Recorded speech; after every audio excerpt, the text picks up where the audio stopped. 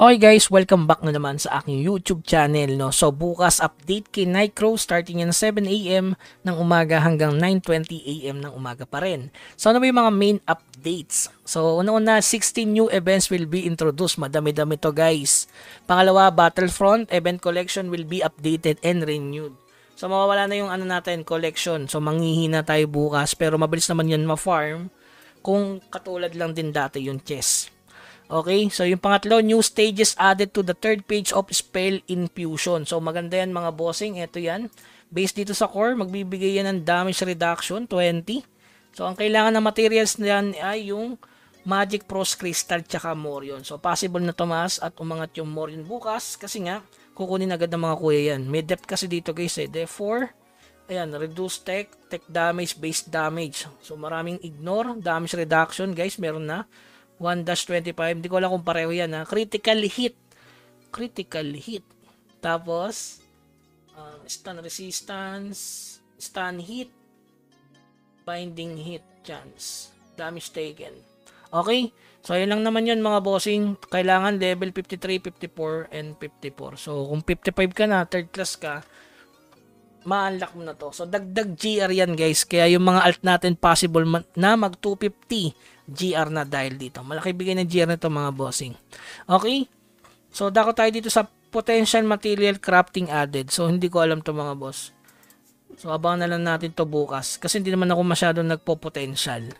So, dako na tayo dito sa 16 new events will be introduced. Yan. Siyempre, unang-una dyan, itong party dungeon. Yan, dapat huwag kayo mag-party dungeon ngayon. Kasi bukas, merong i-add na summer special gift chest. Napakaganda nito, times 3 yan, malamang. Tapos magkakaroon ka ng Chambang Forgotten One Remnant. Sobrang solid ito, lalo na sa alt, kung bukas kayo mag-party dungeon. So, sakto yan, di ba? Merong scroll, tapos merong Remnant. So, kung makachamba yung alt mo dyan, mapapaaga yung pagbuo ng tier 2 sa mga alt. So, solid to guys. Hanggang August 5. So, dahil ako is nakapag-party dungeon na, 6 chests na lang. Kung isang chest yung bigay bawat party dungeon guys. So, bali siyam. Kasi kung yan, hanggang August 5 sa to. So, 3 weeks ang tatamaan. So, bukas sa 28 at saka yung sa August 4. Okay? So, pangalawa, ito weapon style. May 50% discount sila. Then, ito na, mission completion. Ayan, attempt to craft. Siyempre, itong Clemens Platinum Coupon, alam niyo na mechanics niyan. So, alchemy yan mga bossing. March 11, yung listing period niya, March 11 to July 8. Kung kahapon ka nag-combine, asahan mo na lang yan sa 600 days. Dapat nung bagong mag-mount Clemens Coupon, nakapag-combine na tayo, no? So, nadali ako dyan ng weapon style pa lang. So, matic, rare lang yan. Makakrap naman eh. Yun. Clemens Coupon, ikrap na lang natin sa rare. Okay, so ito yung inaabangan, yung tinatawag na 500 day gratitude gift 1. So hanggang 7 yan mga bossing. Ang tanong, ito ba ay may bayad or gagamitan ng diamond o dollar? Kasi mabibili mo lang to, itong Pinali chest, yan, sa in-game shop. So lahat yan hanggang 7. So kaya madami-dami guys. Sobrang solid, lalo na dito may 50 more yun, no? May 5 more yun. Tapos ito, 50 more yun. So, tingin ko ito yung kailangan nyo dito ay 500 weapons din dami. So, yun, may libreng more yun lang 5. Sa tingin ko, libre to. Bukas. So, magkakaalaman. Tapos, magbubukas tayo ng gift, gratitude. Sana sobrang paldo dyan. Sobrang solid. So, regarding dito sa Ancient Master Alloy Fragment, so, mapapalit mo siya sa Ancient Master Alloy and SS of Curses. Wala siyang expiration. So, 20-20. 5 times per character monthly, 3 times per character. So, 20-20. 48 kasi yung makukuha mo. Kaya talaga mapapalitan mo. Tapos yung dito naman, sa Master Alloy, parang ang makukuha mo 78. So, bali, 3 lang din. 2-3. Kaya sakto lang. So, yun lang naman ang reward dyan eh. Wala namang bago na dyan. Okay? So, abangan na lang natin bukas kung libre nga yung pass na yon. Tapos ito, Orb Selection Chest, Sureball Legend na naman mga boss, pero medyo mahirap siya. Kailangan mo kasing mag level 5 ng dalawang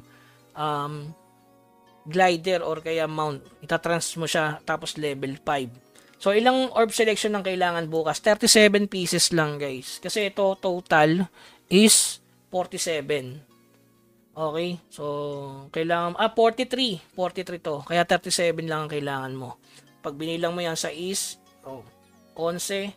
16, 21, 30, 32, 33, 37, 39, 43. So, kailangan mo ng 37 pieces. So, sure bull legendary yan, guys, ha. Tapos, yung katulad lang ng event ngayon, 'di ba? May expert na kasi siya, so mapapalitan siya. So, ibig sabihin, ang mangyayari pala dito sa event na to, guys, mangyayari na siya every month, no? So, mangyayari siya every month. Kaya maganda. Kung may orb selection ka na 37 pieces at kaya mong i-level 5 yung dalawang, so sure bull legend ka na talaga. Every month. Sa tingin ko, every month na yan.